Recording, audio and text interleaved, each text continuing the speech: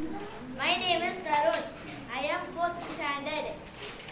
ஒரு காட்டுல 4 முயல் வாழ்ந்து வந்துச்சான். அந்த முயல்லாம் ஒரு விவசாயியோட தோட்டத்துக்கு போய் கேரட் எல்லாம் பறிச்சுன்னு வருமா. அது ஏதாவது செஞ்சு சாப்பிடுமா. ஒரு நாள் ஒரு முயல் சீக்கிரமாகவே எழுந்திருச்சான். அப்புறம் அந்த விவசாயியோட தோட்டத்துக்கு போச்சான். அப்புறம் அதே நேரத்தில் தான் அந்த விவசாயம் அங்கே வேலை பார்க்க வருவானா.